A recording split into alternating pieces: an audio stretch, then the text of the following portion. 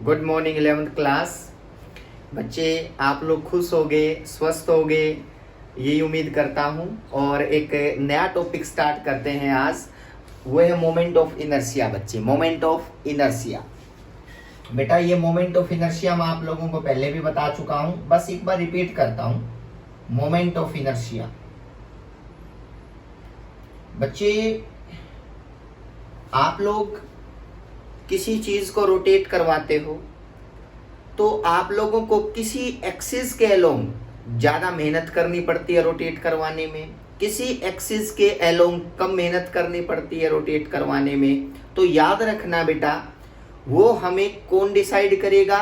वो moment of inertia decide करेगा बेटा। अगर मोमेंट ऑफ इनर्शिया किसी एक्सिस के अलोंग अगर कम है तो उसको, उस बॉडी को उस एक्सिस के अलोंग रोटेट करवाना इजी रहेगा बेटा। लेकिन अगर किसी एक्सिस के अलोंग मोमेंट ऑफ इनर्शिया ज्यादा है तो उसके अलोंग उसको रोटेट करवाना उतना ही डिफिकल्ट रहेगा बेटा। रिमेंबर, ये चीजें आप लोग याद रखो। अब बात करते हैं सर कितने टाइप की एक्सिस होती हैं जो हम पढ़ते हैं। देखना बेटा, टाइप्स ऑफ एक्सिस जो आप लोग याद रखोगे। फर्स्ट, ये एक होती है बेटा अलोंग द नॉर्मल। ये मैं आप लोगों को बता भी चुका हूं बेटा, अलोंग द नॉर्मल बेटा। सेकंड होती है बेटा along the tangent of the normal.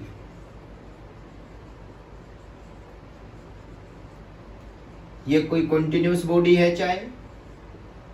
Third होती है बेटा along the diameter, along the diameter। और फोर्थ होती है बेटा along the tangent of the diameter।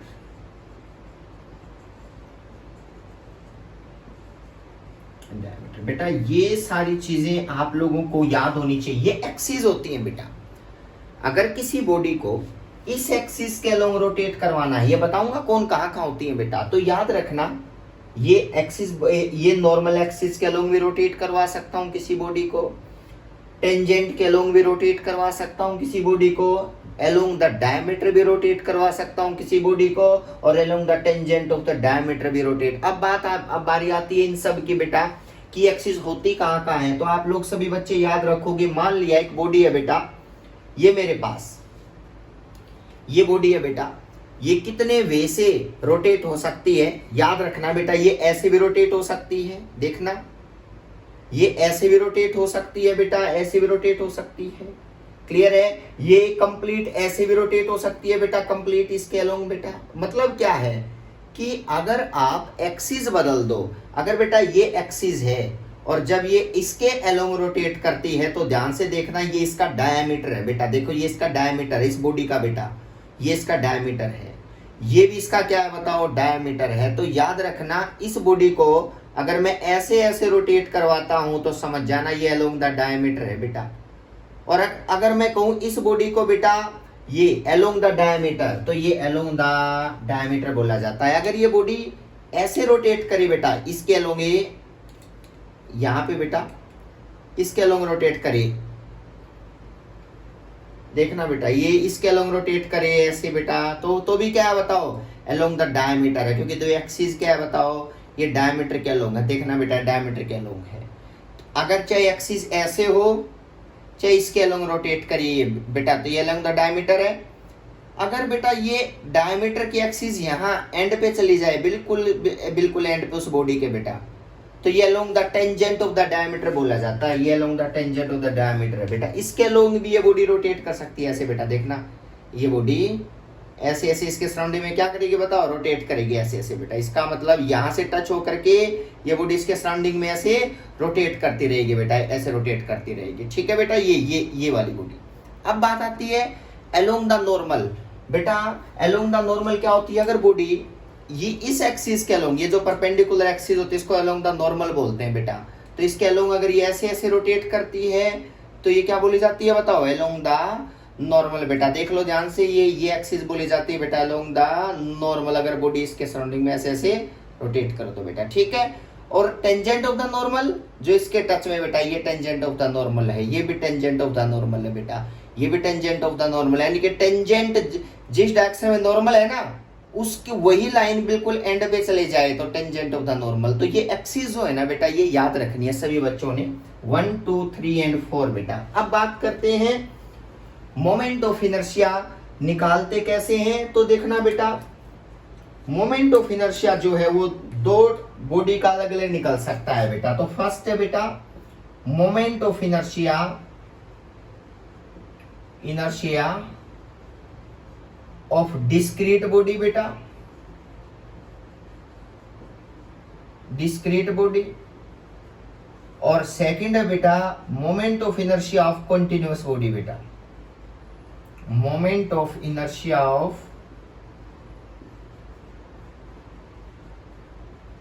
Continuous body बेटा। अगर बॉडी डिस्क्रीट है मतलब अलग अलग रखी हुई है बेटा, मासेस अलग अलग पड़े हैं कहीं पे, तो वो कॉन्टिन्यूअस मास वो डिस्क्रीट मासेस है बेटा। लेकिन अगर जैसे ये मैंने बताया था ये कॉन्टिन्यूअस बॉडी है बेटा, ये सारा मास इसके साथ एक दूसरे के साथ कंबाइन है, मेरा मार्कर क्या है बताओ, ये कॉन्टिन्यूअस बॉडी है। तो इसका मतलब मोमेंट ऑफ इनर्शिया जो होता है बेटा वो कॉन्टिन्यूअस बॉडी के लिए और डिस्क्रीट बॉडी के लिए दोनों की वजह से निकाला जा सकता है। मैं डिस्क्रीट का तो आप लोगों को बता भी चुका हूं, अब इसका मैं फॉर्मूला पढ़ लेता हूं। देखना बेटा कॉन्टिन्यूअस बॉडी का मैं डिस्क्रीट का बाहर रिवाइज कर दूं, करवा दूंगा, कोई प्रॉब्लम नहीं है। हेडिंग डालो moment of inertia of continuous body, तो बेटा इसको हम डिस्कस करेंगे moment of inertia of continuous body का बेटा। इन एक्सिस के अलोंग, नॉर्मल के along, along the tangent of the normal के along, और बेटा along the diameter और along the tangent of the diameter बेटा। हर एक्सिस के along मोमेंट ऑफ इनर्शिया आएगा बेटा, और वही मुझे ये बताएगा कि इस एक्सिस के along रोटेट करवाओगे तो इजी रहेगा, इसके along रोटेट करवाओगे तो इजी नहीं रहेगा बेटा। वही चीज हमें ये एक्सिस पता होनी चाहिए बेटा, ठीक है। अब बात करते यही ले लेते हैं बेटा स्टार्टिंग, ये रिंग है बेटा, क्या बताओ ये रिंग, तो हेडिंग डालो moment of inertia of a ring बेटा, क्योंकि कंटीन्यूअस बॉडी का पार्ट है ना, तो moment of inertia of a ring बेटा। ध्यान से देखना बेटा moment of inertia of ring, moment of inertia, ये लास्ट वीडियो लेक्चर जरूर देख लेना बेटा। मोमेंट ऑफ इनर्शिया क्या होता है ये सारी चीजें बता चुका हूं मैं। Moment of inertia of ring बेटा, ऑफ रिंग, क्लियर है बेटा। अब होगा क्या, आप लोग आराम से देखो बेटा, मान लिया एक रिंग है मेरे पास, कंटीन्यूअस बॉडी में ये रिंग है ये बेटा। मान लिया आपको क्या क्या चीजें गिवन होंगी बेटा, इसकी एक्सिस देख लेना बेटा। इस रिंग की एक एक्सिस जो ये परपेंडिकुलर है इसको बोलते हैं नॉर्मल एक्सिस बेटा, इसके अलोंग मोमेंट ऑफ इनर्शिया पूछा जा सकता है।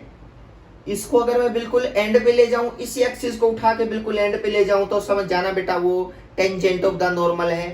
अगर मैं इसको इस एक्सिस के अलोंग रोटेट करवाऊंगा तो अलोंग द डायमीटर है, और अगर इसको मैं बिल्कुल एंड पे ले जाऊं तो along the tangent of the diameter है। तो मतलब ये भी टेंजेंट ऑफ द डायमीटर, ये भी टेंजेंट ऑफ द डायमीटर, ये भी टेंजेंट ऑफ द डायमीटर बेटा। तो क्योंकि ये डायमीटर के अलोंग एंड पे लेके गया हूं ना, तो टेंजेंट ऑफ द डायमीटर। तो बात याद रखना बेटा।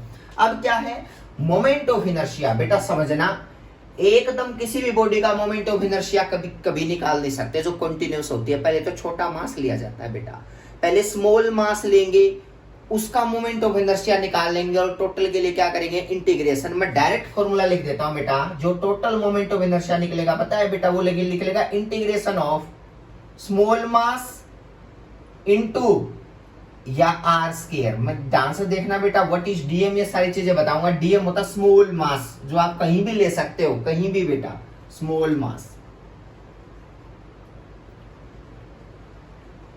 और आर होती है बेटा परपेंडिकुलर डिस्टेंस बिटवीन, याद रखना परपेंडिकुलर डिस्टेंस बिटवीन